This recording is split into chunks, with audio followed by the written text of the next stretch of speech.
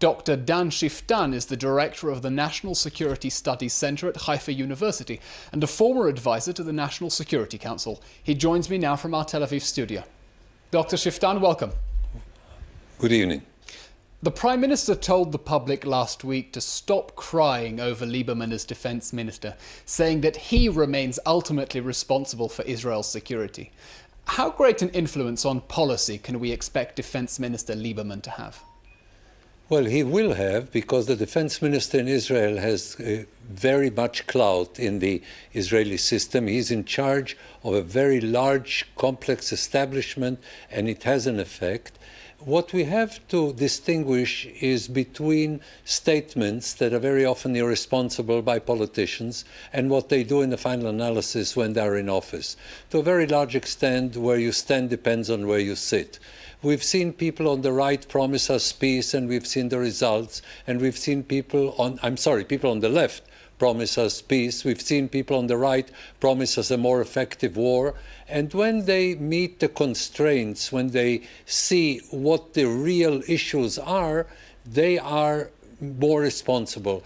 We've seen Avigdor Lieberman behaving responsibly, even though his statements were very often radical. And I don't expect a dramatic change, not only because the Prime Minister is the most important person in determining Israel's national security, but also because there is a cabinet and Avigdor Lieberman himself is responsible. Specifically then, what changes in policy should we expect to see, perhaps with an eye to the upcoming summer?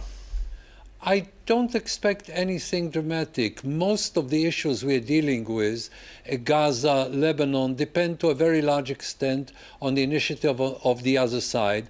As long as the Hamas is not interested in making war, then I don't think a war is very likely. There can be misunderstandings and miscalculations, but we've seen it with all kinds of governments, left, right, this person, another person.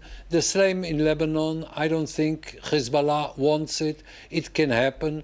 In terms of the relations with the United States, again, the leeway is not very dramatic in terms of the agreement for the next decade. But domestically inside Israel, what changes might we see perhaps within internal army policy? This is a man, after all, who only a month ago protested outside the military court and has locked horns on several occasions with Israel's generals. Yes, but in the final analysis, I don't think that he will have a major impact on the military court. The military court is quite independent, and if there is an impact on the court, it is also the impact of the high command of the army and of also of the defense minister, but not to the extent that it will directly influence the outcome of the trial of this particular soldier. So let's have a look at some of the other actors in the game.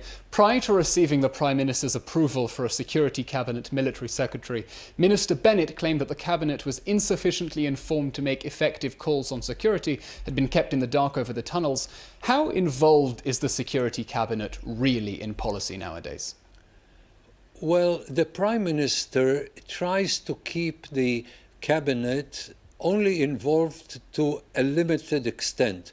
We have a problem in Israel, and this is again true about all prime ministers, that the Prime Minister on the one hand must be a paranoid because constantly his position as Prime Minister is threatened by practically everybody. And again, I'm not only speaking about Netanyahu, I'm speaking also about other prime ministers. And we have in Israel a system where everything leaks all the time to the level of putting in danger major security issues. We've seen it particularly in the Second Lebanon War and to a lesser extent in the last confrontation in Gaza. So the Prime Minister tries to keep the Cabinet informed, responsible for the decisions, but not completely in a position to put its whole weight on every decision. In the final analysis, it is the Prime Minister and the Minister of Defense. Okay, well, sticking with the Prime Minister, he continues to reject the French peace initiative, which Paris says is designed to promote direct talks with the Palestinians, which is exactly what he says he wants. Is the Prime Minister missing an opportunity to call the Palestinians bluff? No, I think that anybody who takes the French seriously here must have a very developed sense of humor. This is an attempt by the French, first of all, to play big power, and second, to impose on Israel the parameters that the French believe should lead to an Israeli-Palestinian settlement. And the Palestinians are very smart. They support the French initiative because they know it is anti-Israeli. And unfortunately, the United States, and in my view, this is a product of a very long period of bad relations between Israel and the Obama administration. Also, the United States, by Kerry attending this conference, gives it some weight. But in the final analysis, this is a question of an imposed settlement. If Israel were to agree to it, we would accept an imposed settlement. And in my judgment, every Israeli government would reject, realistic Israeli government would have rejected the French initiative. Dr. Schueftan, thank you very much for your analysis. Thank you.